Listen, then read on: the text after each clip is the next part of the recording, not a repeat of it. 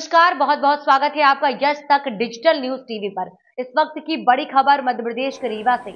त्योंथर के विधायक सिद्धार्थ तिवारी ने एक महत्वपूर्ण मुद्दे पर अपनी आवाज उठाई है। उन्होंने कहा है कि धर्म के नाम पर अतिक्रमण नहीं होना चाहिए और अवैध कब्जा जनता के लिए मुसीबत बन जाता है। उन्होंने कलेक्टर से कब्जा हटाने की मांग की है और अपने फेसबुक अकाउंट पर यह बातें साझा की हैं।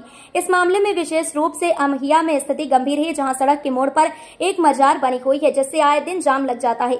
विधायक सिद्धार्थ तिवारी के साथ साथ डिप्टी सीएम राजेंद्र शुक्ला का भी आवास इसी क्षेत्र में है, इसलिए यह मुद्दा और भी महत्वपूर्ण हो जाता है।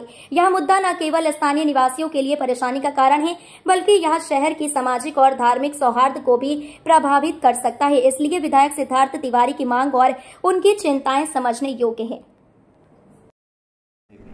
हाँ, मजार को लेके आपने कुछ बातें की? मैंने एक सोशल मीडिया पोस्ट किया है और मुझे ऐसा लगा कि अतिक्रमण है और लोगों को आने जाने में दिक्कत होती है, तो उस विषय में मैंने कहा। मैं इसी अमैया में पैदा हुआ हूँ, मेरे पिता भी यहीं पैदा हुए हैं, बड़े हुए हैं। 7 दशकों से हमारा यहाँ पर 7-8 दशकों से हमारा घर यहाँ रहा है। मुझे अच्छे से याद है कि जब हम छोटे थे, 5-7 साल के थे, 10 साल 15 साल के थे, तो हम लोग जब आते थे तो अमैया मोड़ में एक छोटा सा 3x3 का चबूतरा हुआ करता था।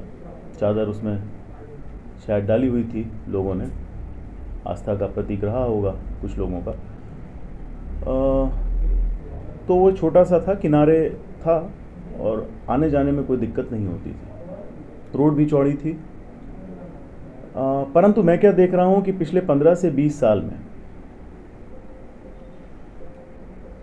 उस छोटे से 3x3 की शायद मज़ार थी, उसको एक भव्य बिल्डिंग के तौर पर बना दिया गया है। और सबसे जो आपत्तिजनक स्थिति दिखती है वो एक बाउंड्री वॉल है हरे रंग की, उसको रोड पर ला करके रख दिया गया है। आप सब भी आते हैं, आप सब देखते होंगे कि कितनी असुविधा होती है ट्रैफिक को, खासतौर से पॉपुलेशन बढ़ने के बाद अमैया अब एक कंजेस्टेड एरिया हो गया है। ऐसी स्थिति में इस तरह के अवैध अतिक्रमण पर कोई ना कोई कार्यवाही होनी चाहिए। मैंने कलेक्टर को भी ये बात बता दी है और मुझे ऐसा लगता है कि जन सामान्य की सुविधा के लिए प्रशासन और सभी नेता इसके लिए काम करेंगे। डिप्टी सीएम का भी घर इसी रास्ते पर, जैसा कि मैंने कहा, प्रशासन और सभी नेताओं का यही भाव होगा। मुझे ऐसा लगता है कि जनता को असुविधा ना हो और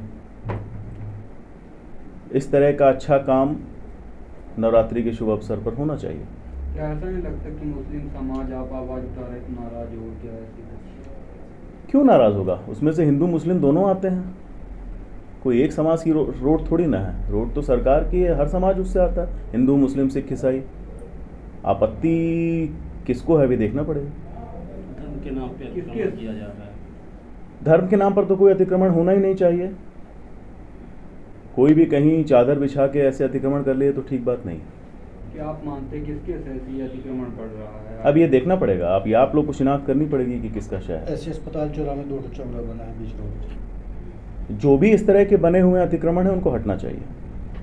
बीच रोड में हॉस्पिटल चौराहे बिल्कुल हटना चाहिए। जैसा मैं, लेकिन ये आप लोगों ने ये देखा है कि ये एकदम, अब आप स्वयं आए होंगे, आप लोगों ने देखा कितनी असुविधा होती है। सीधा वो बढ़ा हुआ कम से कम 8-10 फुट का बढ़ा हुआ एक स्ट्रक्चर दिखता है, जो कि समझ में आता है कि रोड उसमें अतिक्रमण की गई।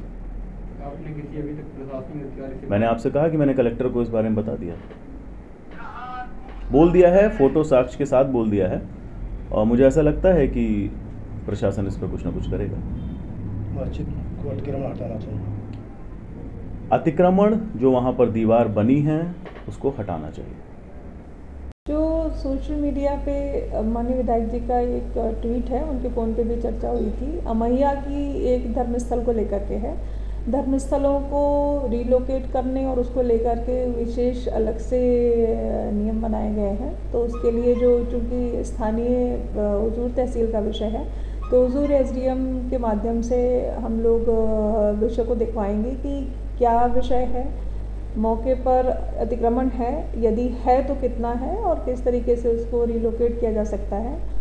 वैसे ट्रैफिक के सुचारू रूप से संचालन के लिए आवश्यक है कि शहर में अन्य भी ऐसे स्थल जो कि इंटरसेक्शन है और बल्कि ज़िले में भी या चौराहे हैं जहाँ पर कोई भी अन्य धर्मस्थल या किसी भी प्रकार के धर्मस्थल हैं, यदि उनको भी थोड़ा बहुत रिलोकेट करने से कहीं ट्रैफिक सुचारू रूप से चलता है तो उसमें भी हम लोग आइडेंटिफाई करके प्रयास करेंगे कि इसको सद्भावना के साथ बातचीत करके इन विषयों को सुलझाया जा सके। बताइए मैम, ये वक्त कोर्ट का भूमि है, भूमि का चिन्हांकन और भूमि की स्थिति के संबंध में हम लोग जो स्थानीय तहसीलदार हैं उनसे रिपोर्ट लेंगे, तब और ये क्लियर हो पाएगा कि ज़मीन किसकी है और कितनी ज़मीन है जो इस अतिक्रमण की जद में आती है।